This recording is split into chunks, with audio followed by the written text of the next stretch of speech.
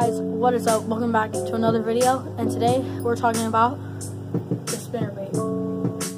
So for this video, we're going to be looking at two different spinnerbaits. We're going to be looking at an expensive $6 spinnerbait by Strike King versus, we're not really comparing them, but these are the two we're going to be talking about. This is a little Jawbone $2 spinnerbait. So first off, we're going to go over the details, and we're going to talk about what spinnerbaits are, basically. So first off, these blades here you always see spinning around, causing vibration. So these blades are supposed to imitate baitfish. This is a baitfish, this is a baitfish, this is a larger or just a normal baitfish. This could look like a bluegill, and these could look like shad or minnows, like this one. Or these could all just be like bluegills, and they're traveling in a little group. Now, this is why bass bite on these, because they cause vibration. If you already know about chatterbaits, then they'll vibrate real fast, and that's what causes bass to eat them. So in muddy water, I'd go with a bright color like white or chartreuse. You could use white anywhere that you have shad, but it seems to work better in muddy water. If I'm fishing clear water, here where I am, we don't have that much shad, so I'll be fishing a bluegill color. This one has a trailer hook. Trailer hooks I don't like to use a lot, but since the format in this blade where it comes out over the main hook, I put a trailer hook on there just to help out some more with the hookup ratio. So, notice the head of this spinnerbait. It's like, this is a skinny head because it's meant to go fast. This is like a burning spinnerbait. Like, you burn it across the water. It doesn't rip through grass. You just fish it normally just in open water. Now this head is a very fat swim head. Now the fat swim heads is for when they're ripping through and they bump on a log, because that will trigger a reaction bite. So if it's running, and then it bumps on a log and it stops that vibration, that's when the bass will attack because of the reaction bite. That's a very beautiful spinnerbait made by Strike King. Alright, so if you've been into bass fishing for a little bit, you know what a spinnerbait is. So the conditions that I would fish a spinnerbait in is, I'll fish them during sunny days, windy, overcast. You can basically fish these, excuse me, you can basically fish these whenever, but they seem to work better on windy days. So, let's talk about blades. So notice how most spinnerbait blades will have silver or gold blades. Sometimes they'll even have painted blades.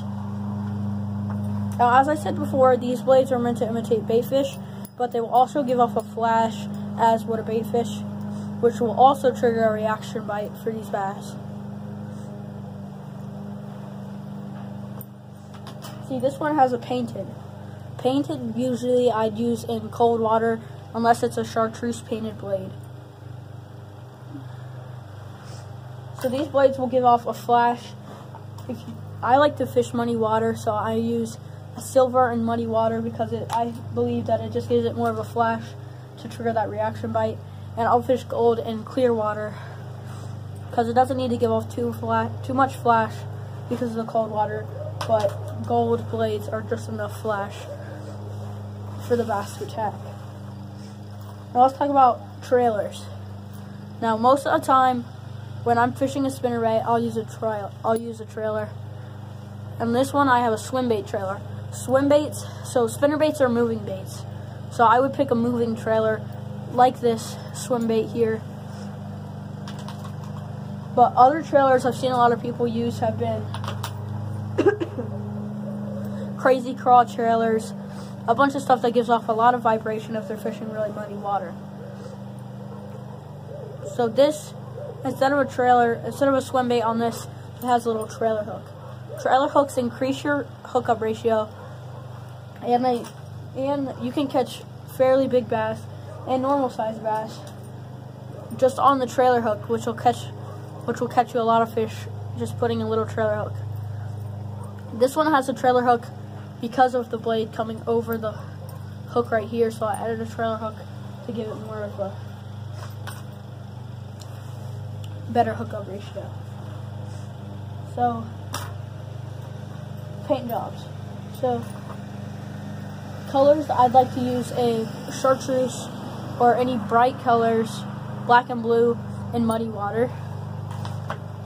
Clear water, I'll use a white or I'll use a bluegill color like this. PB&J, bluegill color, whatever you want to call it. Green pumpkin, any color like that works really well in clear water. Alright. So, a lot of people like to talk about how these blades are used on different days. So a day where you're wanting lots of vibration, you need to use Colorado and Indiana blades. Colorado and Indiana blades are teardrop blades that give off lots of vibration in the water.